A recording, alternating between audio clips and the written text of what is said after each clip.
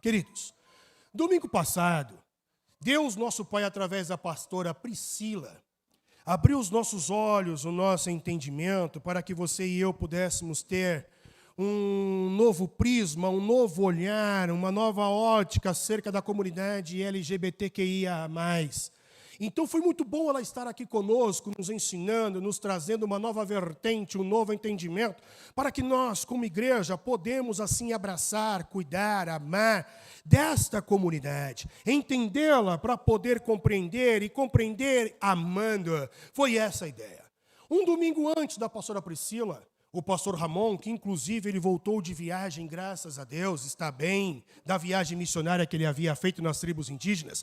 Um domingo antes da pastora Priscila, o pastor Ramon falou um pouquinho sobre a pregação do evangelho do reino de Deus em todos os povos. Foi uma palavra que ele resolveu trazer justamente pelo fato dele estar indo viajar, dele ter ido viajar, e nas tribos indígenas do Brasil anunciar o reino de Deus. Há um polo teológico nas tribos indígenas, na região central do Brasil, que o pastor Ramon e outros pastores implantaram. Isso é nossa igreja, é isso que nós estamos fazendo aqui. E ele foi, então, visitar esses irmãos, dar assistência a esses irmãos. E um domingo antes do pastor Ramon, Deus colocou em meu coração para que nós viéssemos falar sobre algo que nós sempre ouvimos dizer e comentar dentro da igreja, que seria aquilo que você e eu conhecemos como santidade. Muito se é falado sobre santidade, mas pouco se é compreendido sobre santidade.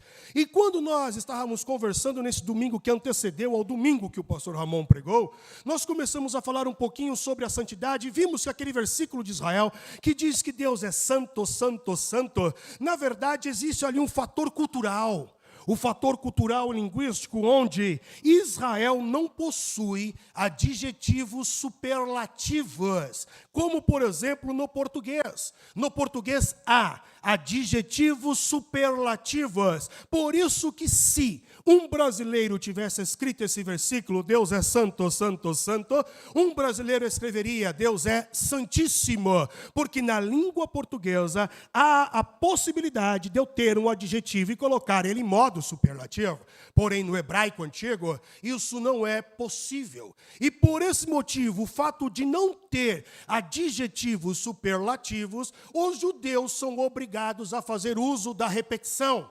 Por isso, Deus é santo, santo, santo. Na linguagem de um brasileiro no português, teríamos Deus é santíssimo, é a mesma coisa.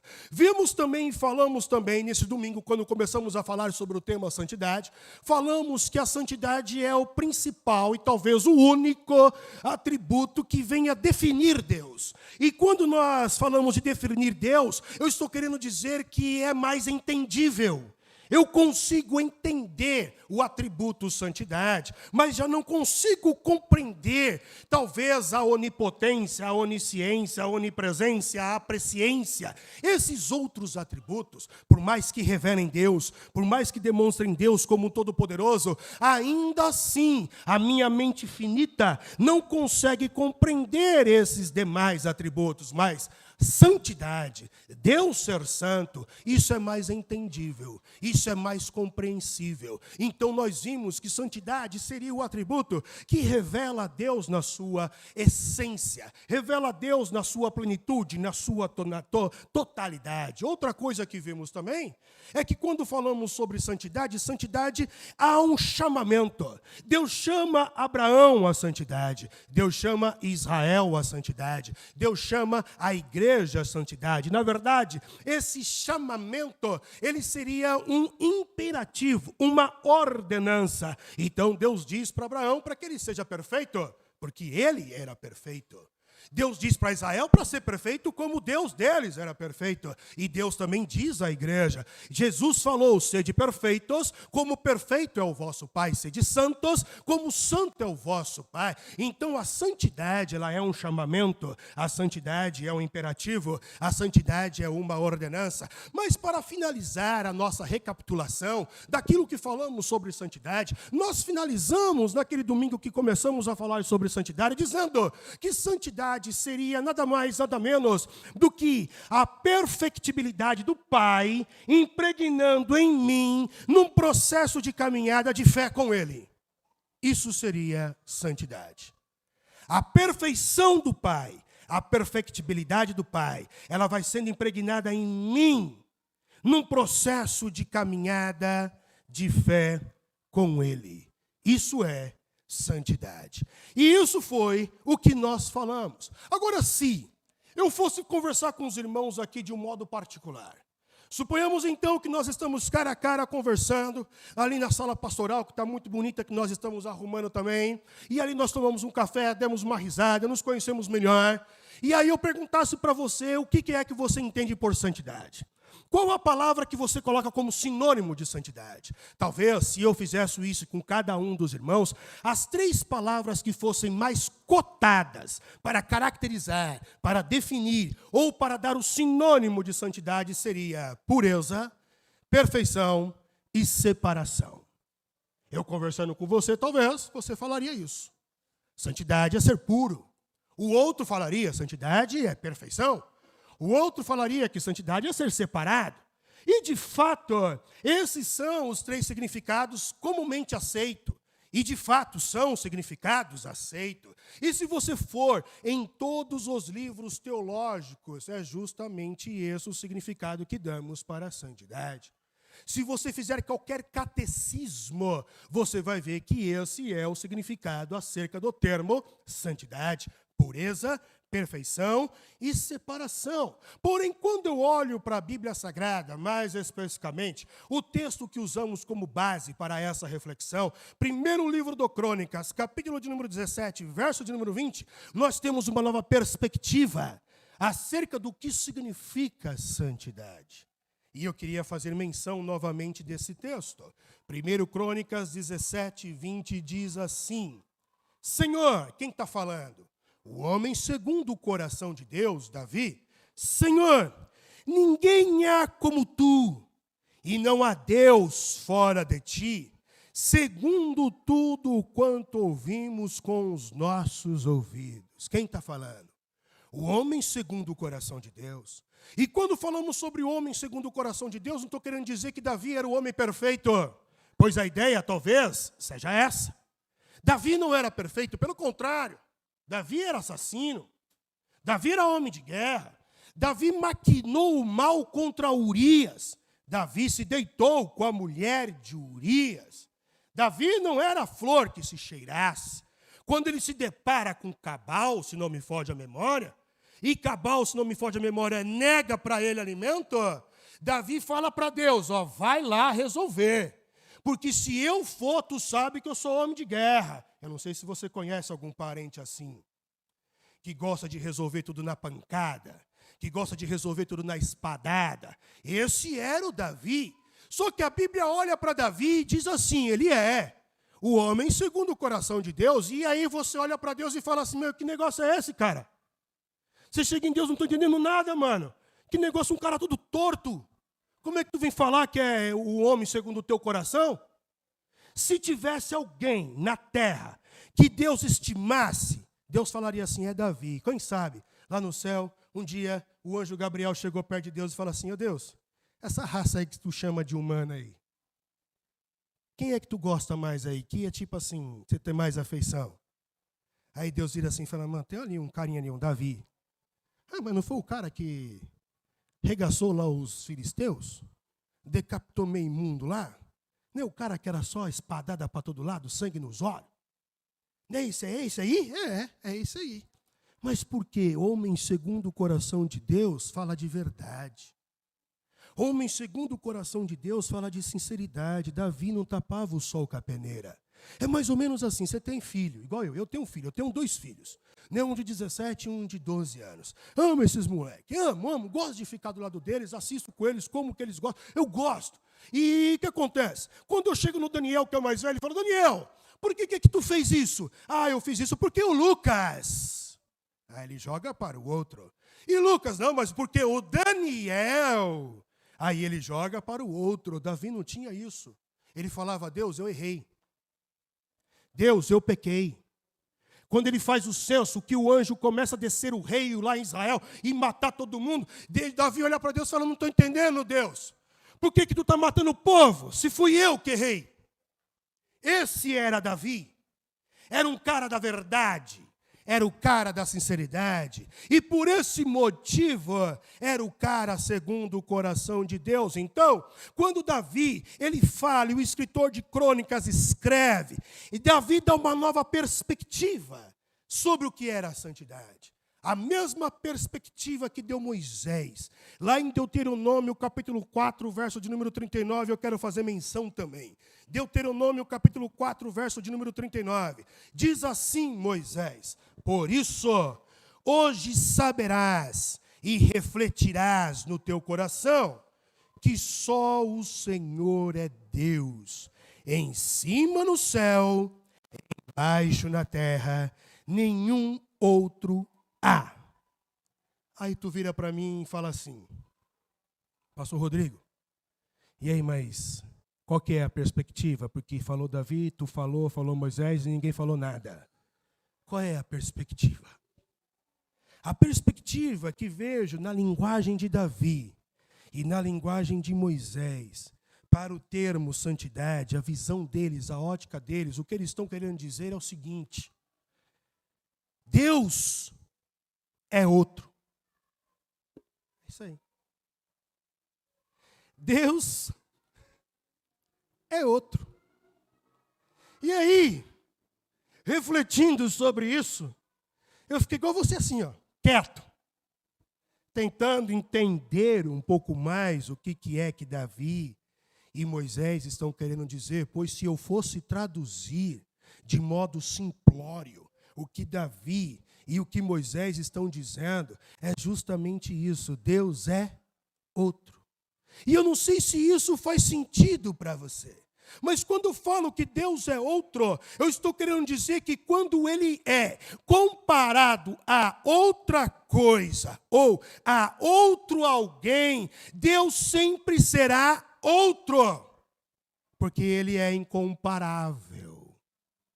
Não tem como nós caracterizarmos Deus. E por mais que eu venha encontrar o melhor adjetivo para elogiar aquele algo, ou eu venha encontrar o melhor adjetivo para elogiar aquele alguém, e esse alguém e esse algo eu caracterizo como sendo perfeito, como sendo melhor. São adjetivos estupendos, os melhores que eu encontrei para definir aquele algo ou aquele alguém. Quando nós comparamos a Deus, Deus é sempre outro. Deus está sempre além. Deus é tão outro que tudo aquilo que você sabe de Deus, que você ouviu de Deus, em toda a sua história de vida, e em tudo que você vai ouvir daqui para frente, em toda a sua história de vida, Deus sempre será mais. Sempre será outro. É mais ou menos assim. Terminei de pregar aqui, aí vou lá para casa, como, né? Porque é o que crente faz, a primeira coisa que ele faz é sentar, comer e na televisão depois que ele sai do culto da noite, né? É o que crente faz. Aí chego em casa, aí vou na solitude, estou me trocando, aí falo com Deus assim, e aí, o que você achou? Falei bem de ti hoje lá? Aí Deus olha para mim assim e fala assim, tu sabe que eu sou outro, né? Eu não sou só isso aí que tu está falando, não. Se eu pegar tudo o que a Bíblia fala de Deus, que nós estamos falando em cima da Bíblia, ainda assim, Deus será outro, porque Deus é único, nada pode comparar ao meu e ao teu Deus, nada, não tem como algo ficar no mesmo patamar que Deus. E se Moisés, por exemplo, tivesse aqui, e se Davi tivesse aqui, eles falariam assim, Igreja Batista da Lagoinha em São Miguel Paulista, de uma vez por todas, coloca um negócio na cabeça de vocês, Deus é único, Deus é singular.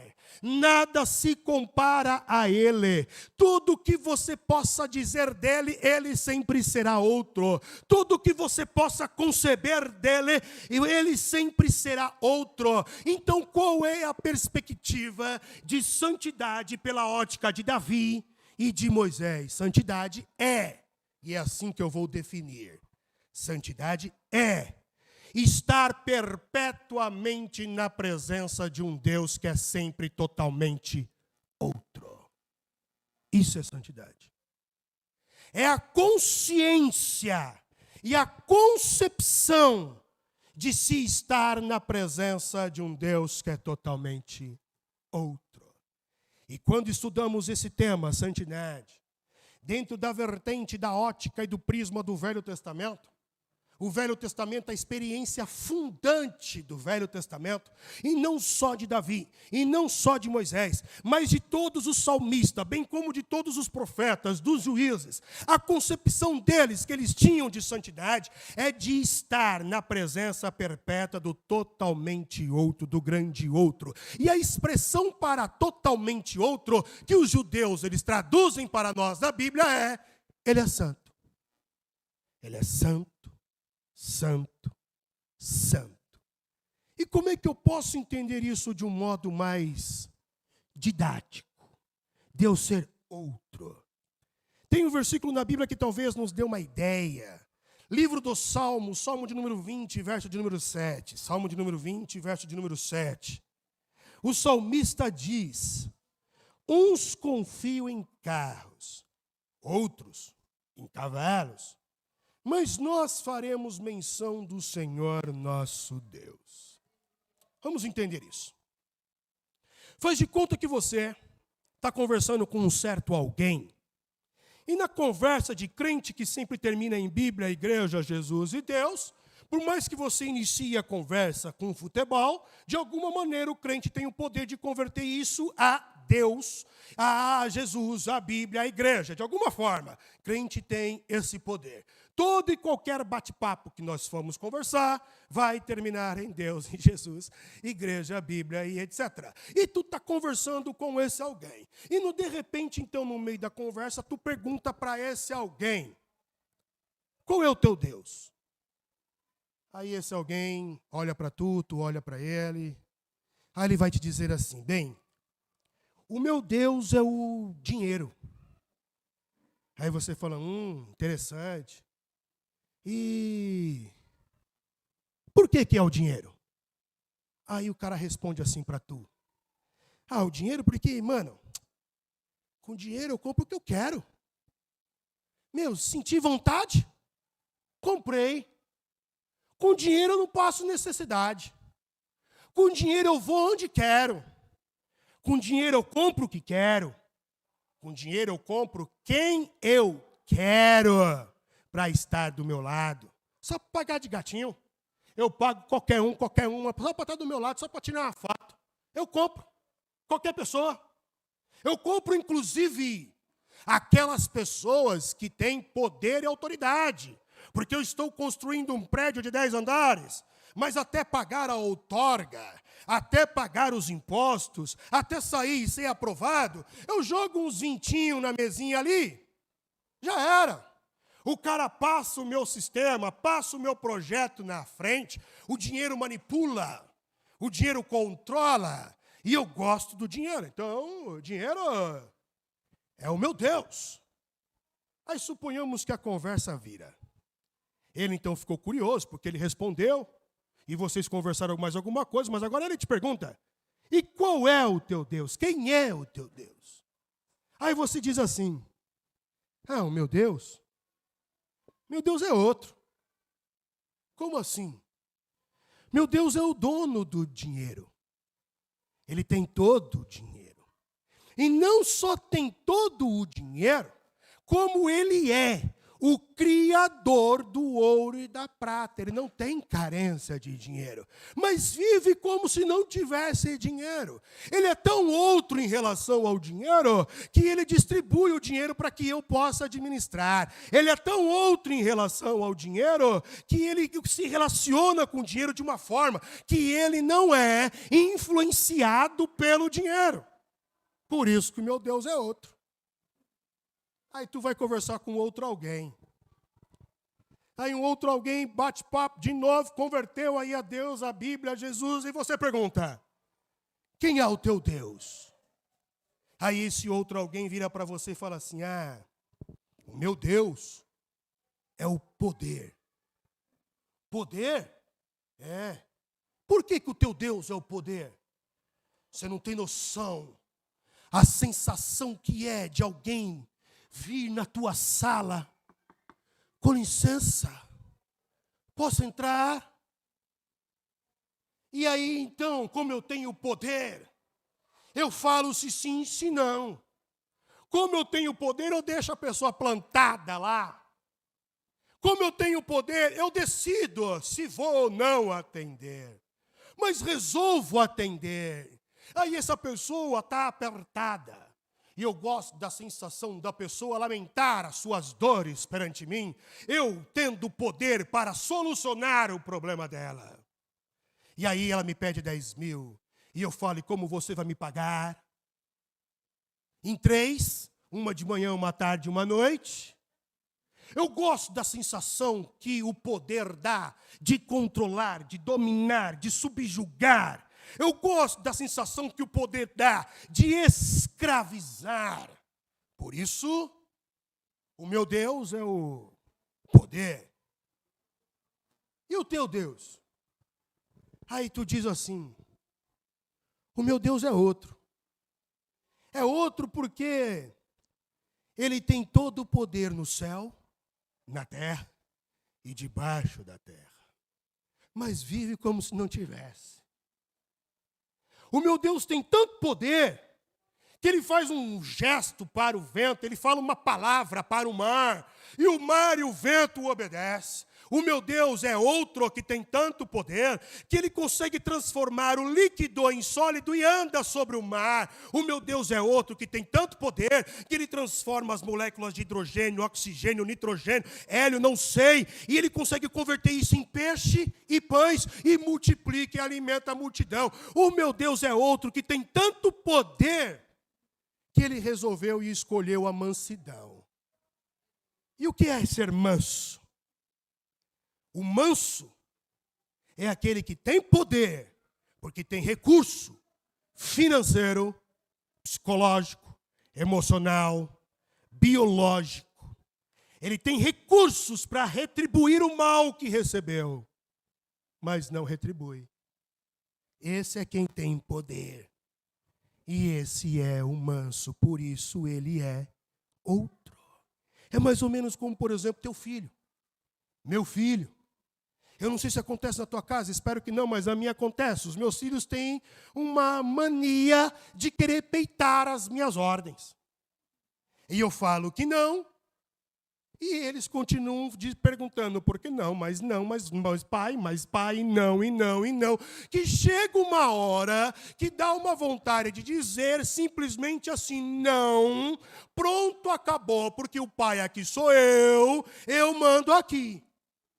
Eu tenho poder. Estou demonstrando que tenho poder.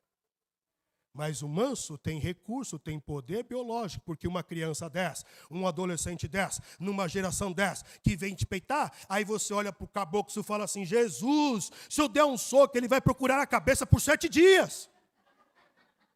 Eu tenho poder. Mas o manso opta por não demonstrar poder. É isso que falou Jesus para Pedro, quando ele pegou a espada e cortou a orelha do soldado, lá o mal.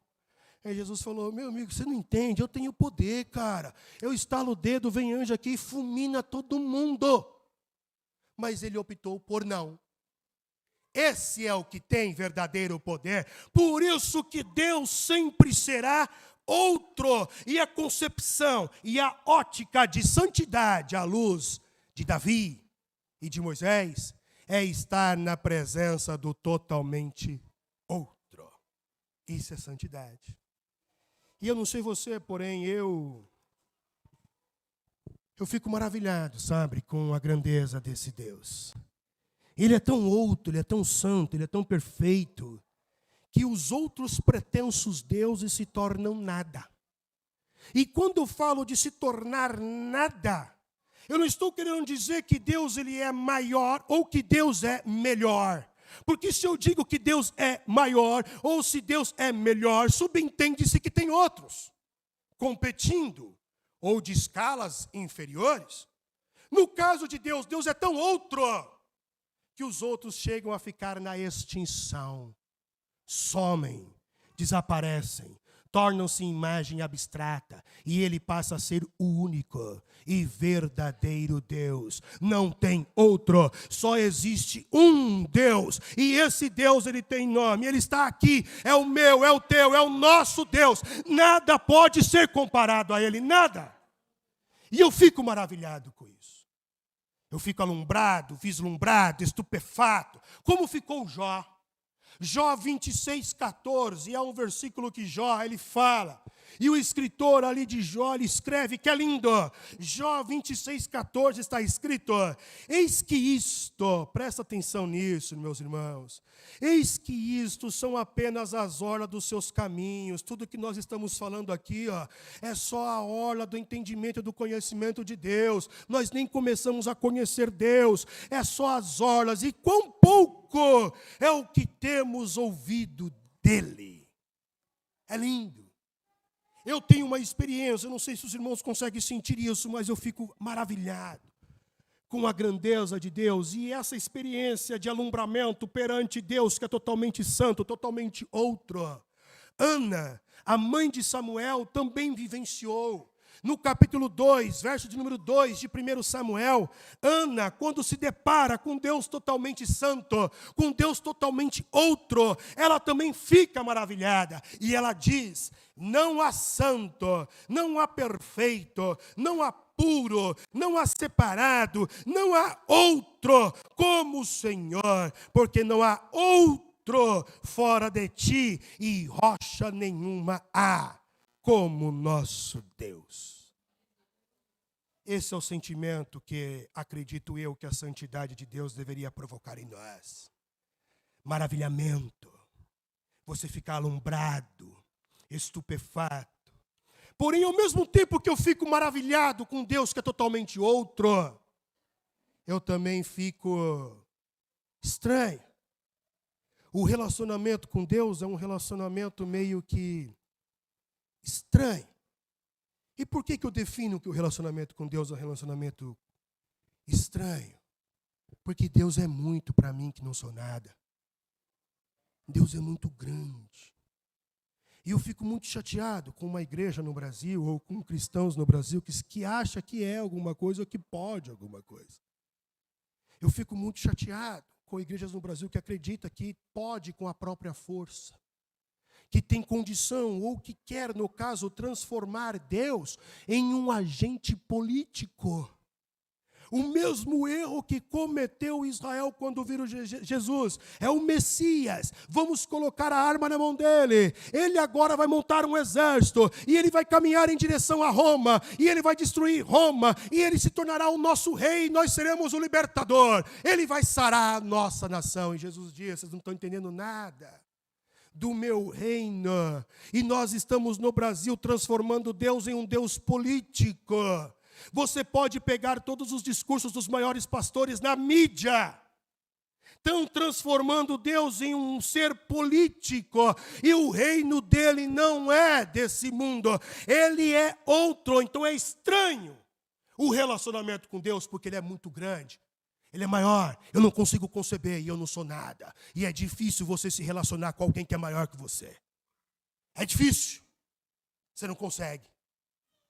E é estranho.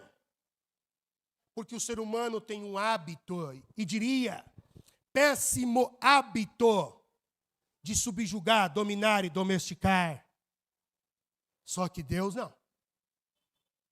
Deus não se domestica. Deus não se controla. Deus não se domina. Eu vou orar agora. E o céu vai abrir e vai descer sobre você agora, porque Deus vai fazer, porque eu estou orando. Esse Deus é manipulável.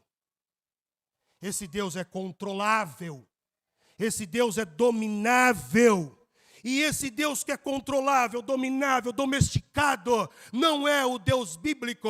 O Deus bíblico é outro. Ele não é domesticado, ele não cabe em concepções. Ele não cabe em ideias. Não tem como eu controlar Deus. Eu não tenho poder para isso. Nada sou. É por isso que Jesus vem e diz: a minha vontade é que na minha vida, essa fase da minha vida, pule. Passe de mim esse cálice. Porém, que seja feita a tua vontade em minha vida. Mas crente não. Principalmente no Brasil, né? Parece que é uma igreja tão poderosa e ao mesmo tempo tão defeituosa, que quer determinar coisas num reino espiritual, quer subjugar Deus. Deus não se domestica, não se controla. Por isso que é um relacionamento estranho, porque nós seres humanos estamos acostumados a nos relacionar com coisas que dominamos, que controlamos, que temos o poder, e com Deus não é assim. Aí então você pergunta para mim assim: pastor, mas de que ordem é Deus? Porque se formos na luz da ciência, o gato, o leão, o tigre, o leopardo é da ordem dos felinos. Se vamos falar dos lobos, dos cães, é da ordem dos caninos. E para nós, seres humanos, a ciência ainda diz que somos da ordem dos primatas. E Deus? De que ordem é Deus? E claro que se você me perguntasse isso, eu não teria uma resposta para te dar de supetão.